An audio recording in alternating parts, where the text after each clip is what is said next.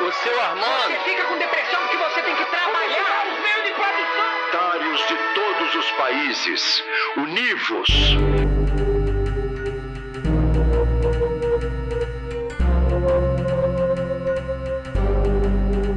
Sejam bem-vindos ao Univos. Hoje, mais um episódio do Univos Apresenta. O convidado ele é escritor, roteirista, especialista em storytelling, afrofuturismo, comunicador digital, autor de ficção científica e fantasia afro-brasileira e também consultor em gamificação. E, não menos importante, também é pai de pets. É isso que eu sei. Não lembro o nomezinho dela, mas sei que esse adotou por um tempo. É um cara que vem construindo uma voz mais originais que eu tenho o prazer de falar, que me empolgou a fazer podcast há muito tempo e a imaginar que os futuros poderiam ser mais possíveis do que eu imaginava. Ele mistura literatura, cultura pop, tecnologia, ancestralidade e faz uma crítica, posso dizer como ácida, socialmente de um jeito muito próprio.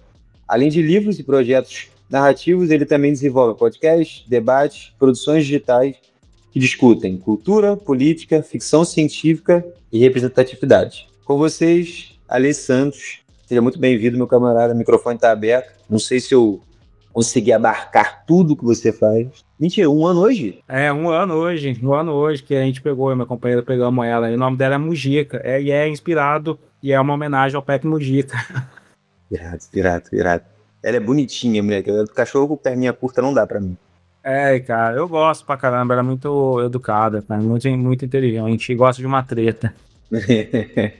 Calma, pequenininho gosta de treta, não tem como. Seja bem-vindo, meu camarada. Como é que tá? Tudo bem? Cara, eu tô bem, cara, trabalhando pra caramba, é um monte de histórias novas que logo eu quero contar pra todo mundo aí e tal. E é isso, produzindo, tentando viver aqui como escritor e roteirista nesse país. Duas profissões difíceis. Hoje aqui a gente vai trabalhar especificamente sobre o Último Ancestral, né? Que é um dos livros do Alê. Alê, você quer falar quais são os seus livros? Que aí a gente pode... Ou você acha que é mais fácil a gente falar só isso mesmo? Vai falar do Último Ancestral só, mas assim, pra quem tá escutando, quer entender as outras coisas que eu já publiquei na vida também. O meu primeiro livro é O Rastro de Resistência, que é um livro que eu tenho muito orgulho de ter feito ele e tal. Ele tem uma introdução escrita pelo Emicida, que é foda pra caramba. É um livro que conta a nova edição agora, a versão mais nova, 22 histórias muito inspiradoras de personalidades negras pelo mundo, assim, mas com enfoque no Brasil, na América Latina e tal, de pessoas que são inspiradoras, assim, histórias que parecem ter sido esquecidas, mas que ao ler elas, você realmente vai pegar um pedacinho, um fragmento dessa resistência ali e vai conseguir construir alguma coisa até da própria identidade com essa obra, sabe? Então também o Último Ancestral, minha primeira obra afrofuturista. Ambas dessas livros foram finalistas do Jabuti. Eu também tenho a Malta Indomável, que é um spin-off juvenil do meu universo afrofuturista, que eu chamo de universo ancestral. E eu também já escrevi aquela Bestia de Assassin's Creed, que traz o Assassin's Creed para a ditadura brasileira e tal. Eu escrevi para Tesouro de Guénor. Escrevo para videogame, já fiz o Midnight Dreams, já escrevo para podcast, eu fui um dos roteiristas do podcast do Lázaro Ramos, o Porquê Mudei, que tá na Audible, faço um monte de coisa, cara. E tô aí produzindo um monte de coisa, tem novos universos para trazer nesse ano também, uma nova série de áudio, que eu posso dar um spoilerzinho assim, vai ser uma adaptação de terror inspirado num autor clássico brasileiro. Autor clássico brasileiro? Eita, é que eu acho que eu sei.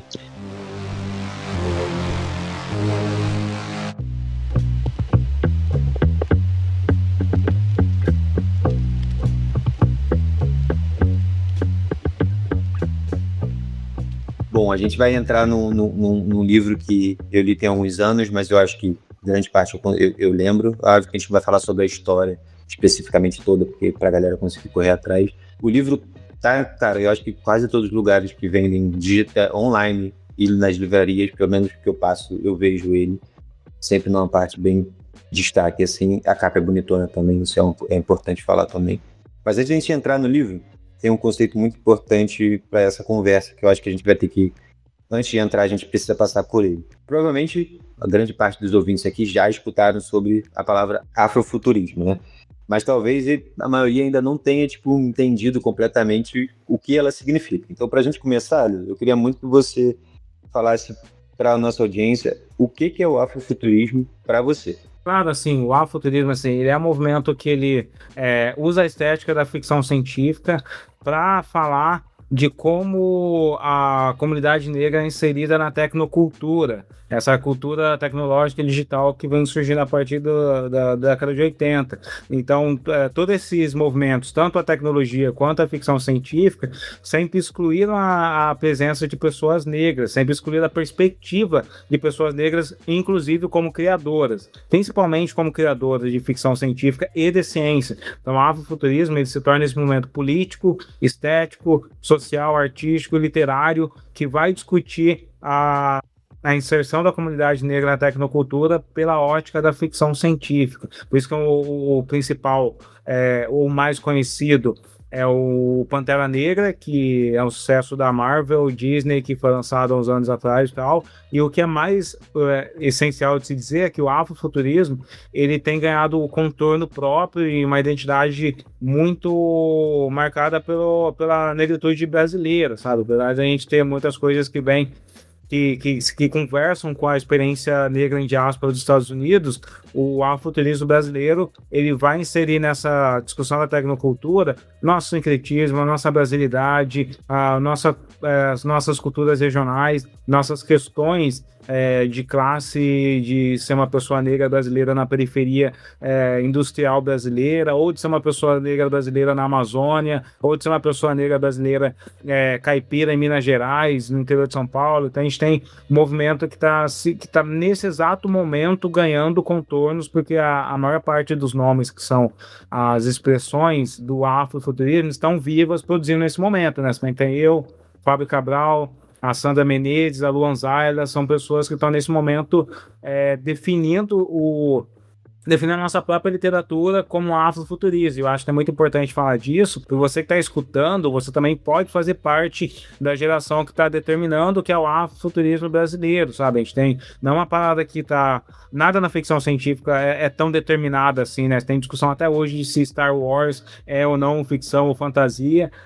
O afrofuturismo brasileiro vai ganhar cada vez mais corpo e cada vez mais definição quando ele se tornar esse movimento mais plural, mais coletivo, feito no nosso território, sabe? Feito no Nordeste, no Norte, no Sudeste, no Centro-Oeste, em todas as regiões possíveis, a gente vai colocando as nossas questões próprias aqui dentro do que é o afrofuturismo pra gente.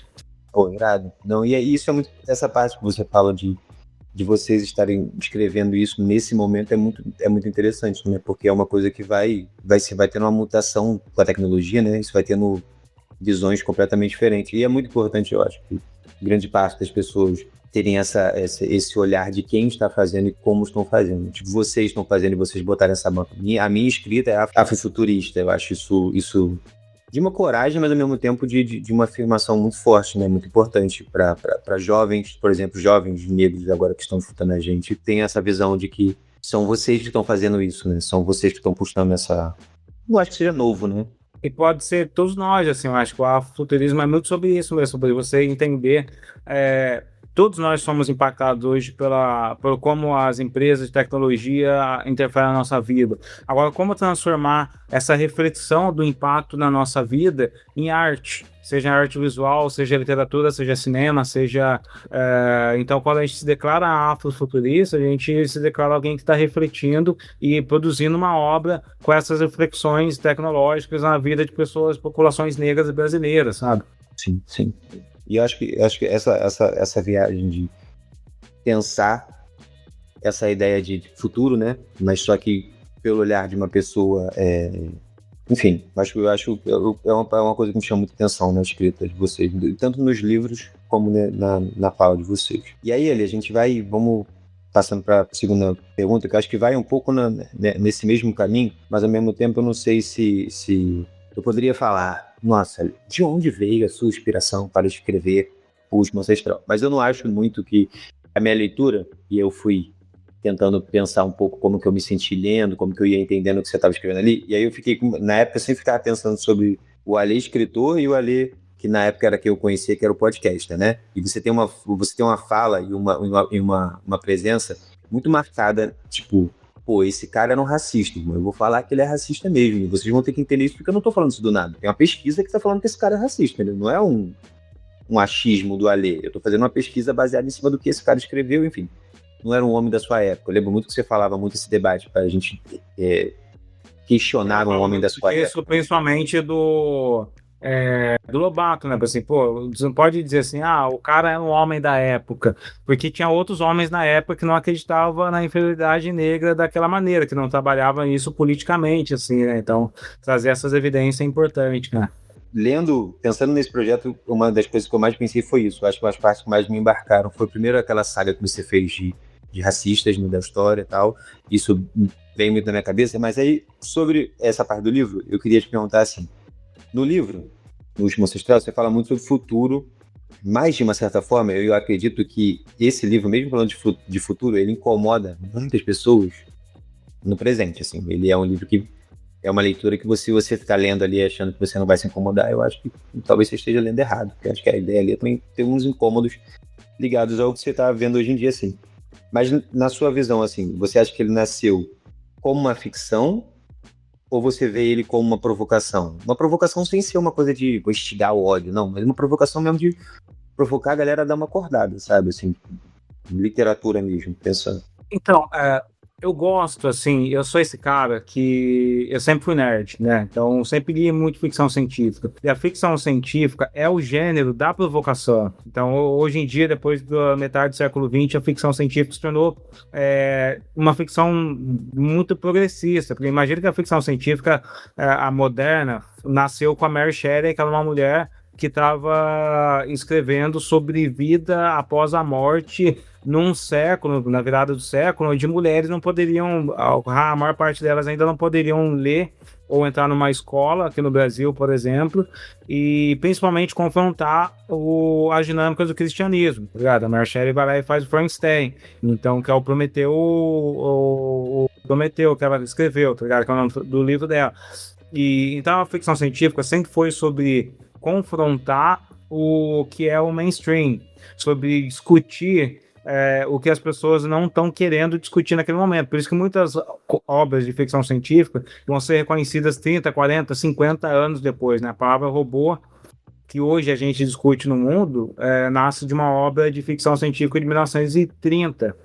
Então a gente e por ler isso, sempre entendia a ficção científica como esse lugar da provocação, né? Eu fui muito influenciado por gêneros como cyberpunk. E o cyberpunk você tem obras como Akira, como Ghost in the Shell, vão voltar agora e tal, que já é um gênero da ficção científica, cyberpunk, que já discute o impacto das grandes corporações capitalistas criando uma opressão nas comunidades periféricas, né?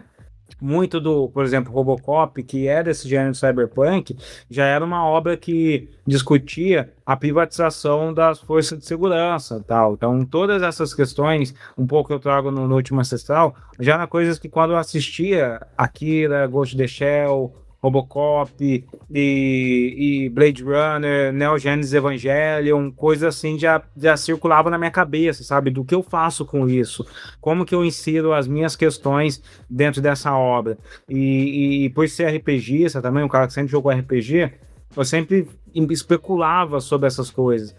Quando veio a oportunidade de publicar um livro de ficção científica, eu falei, putz, agora é hora de colocar a minha percepção do mundo que eu vivo, que é o Brasil, no interior de São Paulo. Na época eu morava no interior de São Paulo, todas as questões sobre a opressão policial, todas as questões sobre a opressão da fé. Eu escrevi o Último Ancestral depois de escrever o Rastro de Resistência, então tem coisas do Rastro de Resistência que me inspiraram a escrever sobre o Último Ancestral. Então eu já queria fazer uma ficção científica que tivesse conectado com a minha produção de ciências sociais. Então, ou seja, toda aquela visão da negritude, de resistência, eu queria trazer numa outra perspectiva. E aí veio essa mistura doida, que é o Último Ancestral, que tem tudo isso, mas para quem está escutando, parece que é um livro pedagógico, didático, e ele simultaneamente e não é, porque é uma aventura divertida, legal, envolvente, muito energética, muito energizada,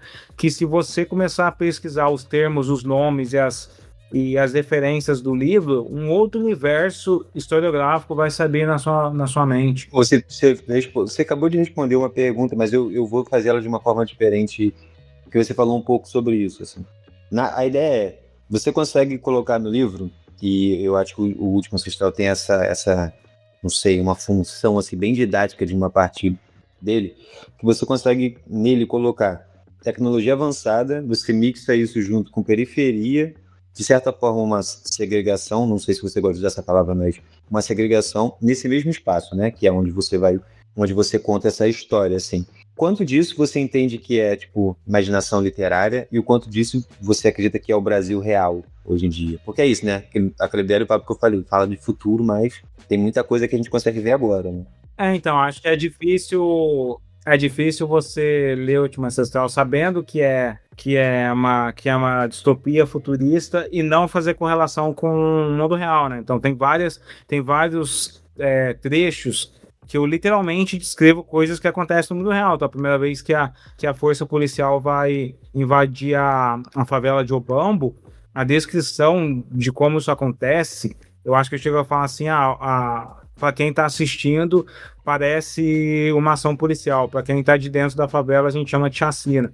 É basicamente algo que a gente veria no mundo real, sabe? Basicamente a última ação no Rio de Janeiro que o governador fez lá, sabe? É um caos, é tremendamente bagunçado e sem efeito, a não ser o efeito político que ele quer. Então, muito do Último Ancestral é muito real, sabe? A higienização que fizeram com as experiências negras no Último Ancestral, toda a experiência religiosa brasileira foi suprimida, foi impedida, porque você tem uma ditadura de androides que acham que a experiência de fé é inferior, então ela suprime, ela higieniza isso. Se você lembrar do nome, o personagem Elia, ele é enviado para a prisão na Liga de Higiene Mental, e a Liga de Higiene Mental é exatamente o nome que existiu no Brasil do Instituto da Liga de Estudantes ou de uma organização de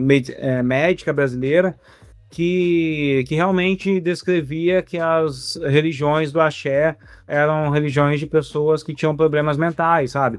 Ou que o alcoolismo, que era um problema que eles conectavam a pessoas negras, era um problema de pessoas negras periféricas. Eles tinham uma palavra para isso, que é tarado, né? É muito curioso porque no Brasil, hoje em dia, o consenso da palavra tarado parece alguém que é pervertido sexualmente, mas na época do Brasil, 1930, 40, 50, se você pesquisar a palavra tarado, significa que tem tara, que tem uma falha genética. Na época não era a palavra genética, uma falha sanguínea, uma falha herdada. Então pessoas eram taradas porque tinham umas falhas carregadas no sangue, e aí ocasionalmente eram pessoas negras.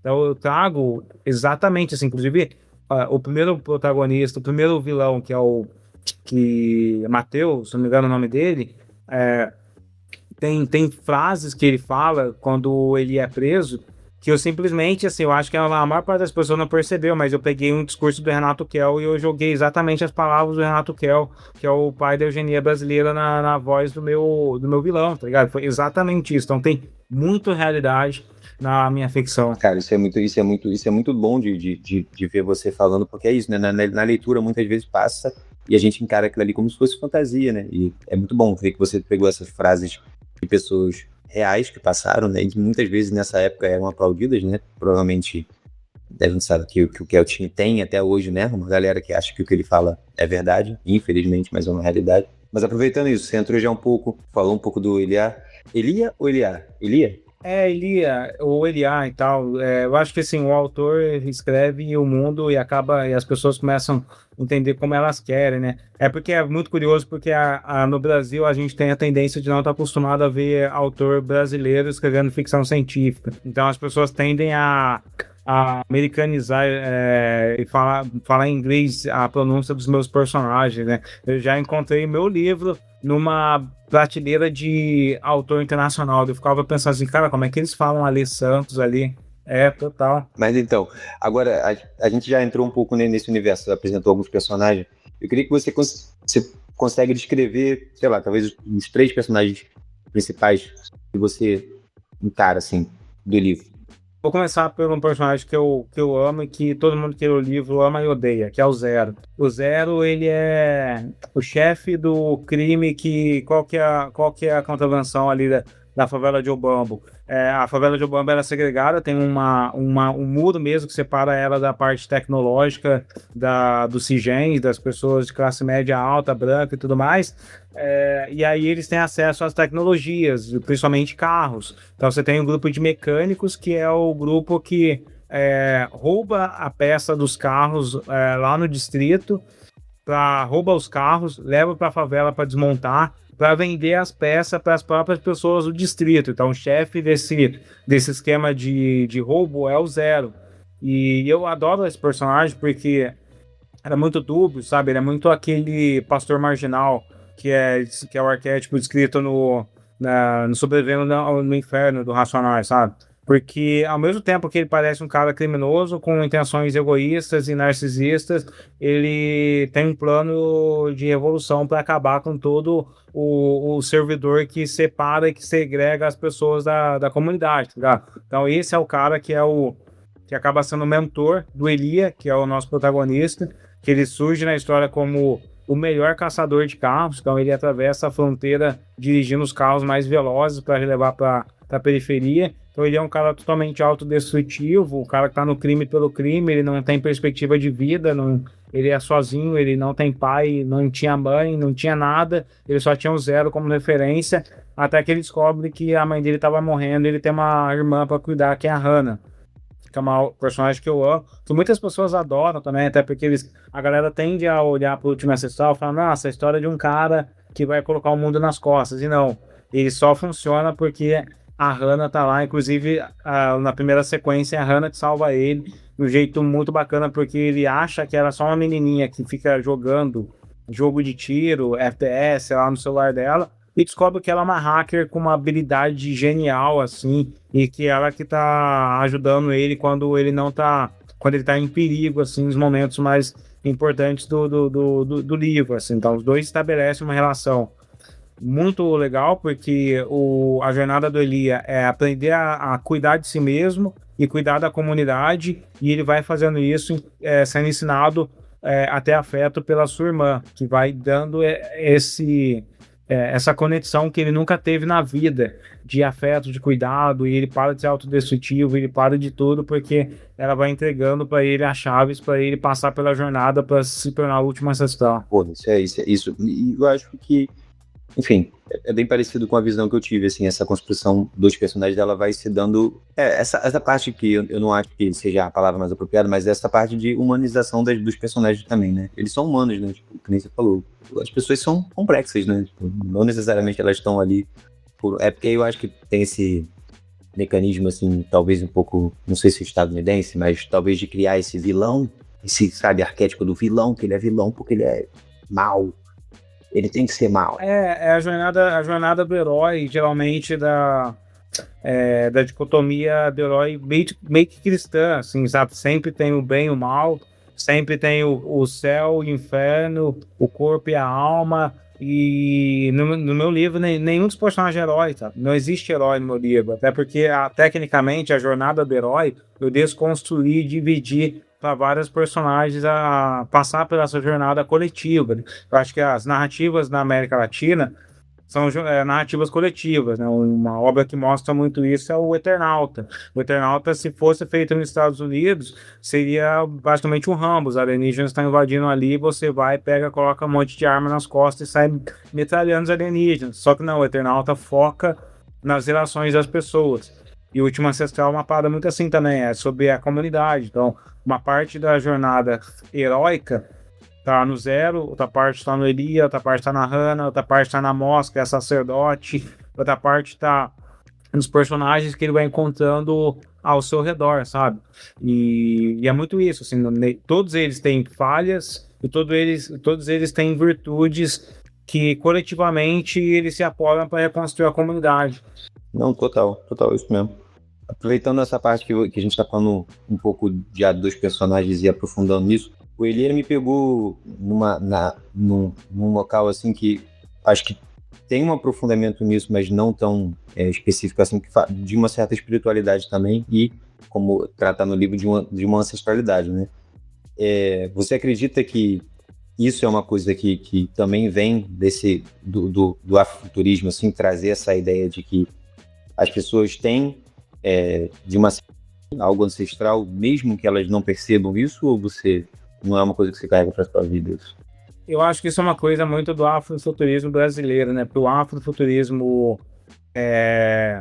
dos Estados Unidos, a ancestralidade deles, a espiritualidade da comunidade negra dos Estados Unidos, geralmente a maior parte é evangélica, né? Então a ancestralidade deles é construída a gente vê isso nas obras do Will Smith e tal, ou com Negro Spirituals, com gospel, com as igrejas tradicionalmente negras lá nos Estados Unidos, ou eles têm uma construção muito do Islã também, muito por conta dos movimentos como a Hanoi do Malcolm X e de toda a galera, ou geralmente eles buscam uma ancestralidade no Egito, idílico, sabe? Tipo uma reconstrução do Egito. Essas três espiritualidades, não necessariamente são as mais expressivas, lá, obviamente tem os católicos negros e tudo mais, é diferente do Brasil. O Brasil é um país que tem Umbanda, tem Candomblé, tem Jurema, tem o catolicismo preto, tem um pouco dos evangélicos que estão crescendo pra caramba agora também, mas a gente tem uma ancestralidade muito mais voltada para viva na África, sabe? Uma espiritualidade própria afro-brasileira, nascida aqui, mas trazida da África ali, daquele momento. Então acho que a gente tem o afrofuturismo brasileiro, trata muito disso. Eu acho que eu não sou o autor que mais trata disso diretamente, até porque eu não sou iniciado na espiritualidade do axé e tudo mais, mas eu acho que sim, a maior parte das nossas expressões, como do Fábio Cabral, e até musicalmente, assim, até mesmo Marcelo D2, ele tem um álbum muito legal ali, que mistura muito o candomblé com tecnologia, com música e tudo mais, então acho que essa é uma coisa muito marcada do nosso território. Pô, pior que a época que eu li foi exatamente na época do lançamento desse álbum. Acho que o D2 lançou esse álbum em 2020 para 2021. E Boro, né, que é o Boro, o álbum dele é maravilhoso, cara, é uma referência para mim. Nossa, a música que tem o crioulo explicando a construção do mundo. Sim. Que ele explica o Deus, eu não lembro o nome da música, cara, mas eu amo esse álbum absurdamente. Esse álbum é muito bom. O Último Ancestral, ele fala muito sobre isso, sobre pessoas, sobre coletividade, como você mesmo disse, mas de certa forma eu acredito que ele fala também, não são coisas antagônicas, mas assim, ele fala, você acredita que ele fala mais sobre salvar um povo, ou você vê ele mais para um lado de talvez recuperar uma memória, uma identidade nele como um todo? Como que você olharia, como que você olha o seu livro? Cara, eu acho que como assim, da mesma maneira que não existem heróis, eu não acho que ele é exatamente sobre salvar o povo, sabe? Porque ainda muita treta vai acontecer. O spin-off dele é Malta Indomável, eu convido vocês a ler também, porque muita coisa acontece, assim, sabe? E esse ano que vem, vai ter uma HQ dentro desse universo, que é o futuro do Último Ancestral. São 3.000 anos acima do Último Ancestral. E muita treta vai acontecer nesse universo. Mas ele é sobre memória, sobre o que você faz com a sua memória. Você se torna alguém que é capaz de construir algo com essa memória, capaz de utilizar essa memória como defesa, ou capaz de utilizar ela para atacar as pessoas, ou como que a tecnologia interfere na transmissão dessa memória, sabe? Acho que é muito isso. No livro, se você perceber, a tecnologia ela se tornou uma ponte para o mundo ancestral, através dos receptáculos que a MOS constrói. Simultaneamente, isso é bom, porque impulsiona os sacerdotes e impulsiona as conexões e os poderes de todos os médiuns que falam com o mundo dos ancestrais, mas também traz muito perigo de lá. E aí as pessoas e os seres, como se gente conseguem controlar essa tecnologia, podem transformar eles em coisas boas ou ruins, dependendo do nível de controle que ele tem da população. Então a grande questão é como uma memória pode ser pode se transformar numa arma ou numa bênção para as pessoas, sabe? Acho que esse livro discute um pouco disso. Pra gente finalizar, que eu acho que é um papo rápido, que eu acho que a gente teremos outras oportunidades de falar sobre outras coisas. Se você pudesse deixar uma mensagem, assim, pro Brasil... Não, se você pudesse, não. Você já deixou essa mensagem, mas se você pudesse verbalizar uma mensagem, assim, pro Brasil e pro mundo, a partir do que você acha que seria? A mensagem é: acredite na sua imaginação. A gente precisa imaginar um futuro que não existe, para que no futuro ele seja materializado por alguém, sabe? E a gente não pode esperar que o futuro seja materializado se a gente não sonha. Então, a maior parte da ficção científica é sobre sonhar o que não existe. Mas a mensagem é: nunca deixe de acreditar na imaginação. A gente precisa de uma imaginação própria para inspirar o futuro, porque se a gente não sonha hoje, ninguém vai realizar as nossas imaginações, os nossos sonhos. A gente não vai ter defesa dos nossos pesadelos. Então a gente precisa sonhar, produzir, colocar a nossa subjetividade através da especulação do futuro. É isso que eu quero deixar para todo mundo. Continue imaginando, sonhando e construindo por esse sonho. Obrigado, mano. É isso mesmo. Acho que você já deve estar fazendo isso há muito tempo com muita gente. Aquilo que eu disse para você, que de usar os seus livros em sala de aula, é uma parada que fala muito sobre isso, né? Fala muito sobre levar para essas pessoas que nem sempre vão ter acesso mesmo a um livro. É um livro específico. Você mesmo deu o exemplo de botando em prateleiras que as pessoas... Imagina se eu não falo inglês, como é que eu vou achar um livro de uma pessoa que está escrito em português na prateleira do inglês, sabe? Então já dificulta mais ainda as coisas. Mas acredito que o seu trabalho como um todo faz isso em muitas camadas, assim. Me influenciou de uma forma absurda na produção de conteúdo, tipo, ver você falando da forma que você falava, né, na época que você estava mais no podcast, sempre me deixou muito motivado a acreditar que a gente pode seguir algumas linhas de pensamento sem ser essas coisas que costumam bombar, né, nas internets, assim. Não é de comum acordo ter uma série falando sobre os racistas do século XX, sabe? Tipo, se você escrever isso na internet, você não vai achar muita gente falando sobre isso. Você fez um quadro sobre isso. Acredito que tenha sido um quadro muito amado por umas pessoas e muito odiado por outras pessoas. Eu cheguei a receber, assim, alguns descendentes dos eugenistas me procuraram, pra você ter ideia, mas isso vai ficar para um outro papo. Eu tô rindo de desespero, né? Você tá falando que meu pai é eugenista? Desculpa. É basicamente isso, assim, tipo, recebi o que ele falava que era. Assim,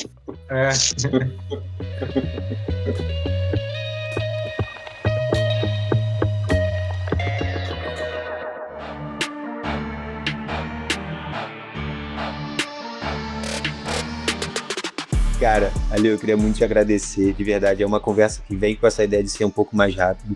O News, ele parte dessa ideia de que a gente pode ter trocas muito boas. Eu quero muito que seja... eu fico muito feliz de você ter aceitado, porque a ideia é justamente essa. Pessoas que tenham formação de conteúdo, que produzam livro, que produzam pensamentos que vão romper um pouco essa ideia do que as pessoas acham que tem que ser falado. Sejam críticos, principalmente. Seu trabalho, eu acho que é muito voltado para isso.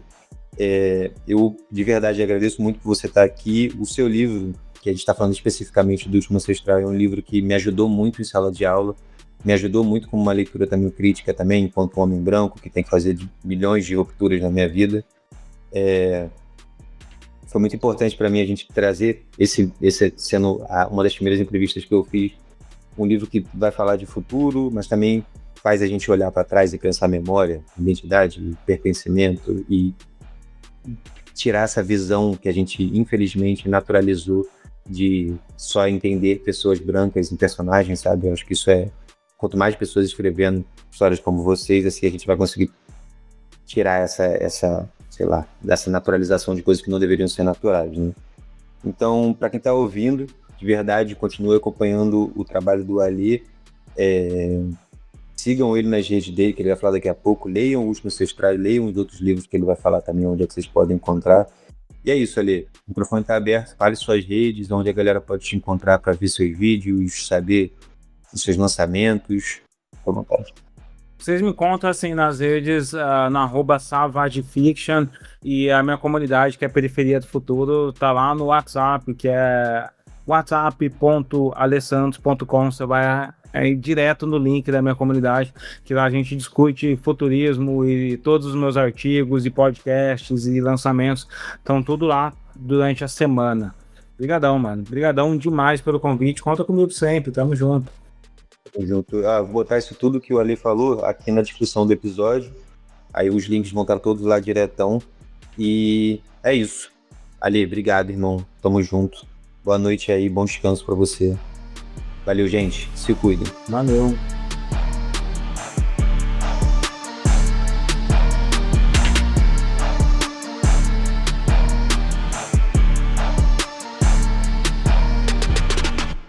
Esse podcast foi roteirizado por Alex Camacho. Ele teve edição de som e mixagem de Gustavo Nalva e é uma produção da Univos Produções.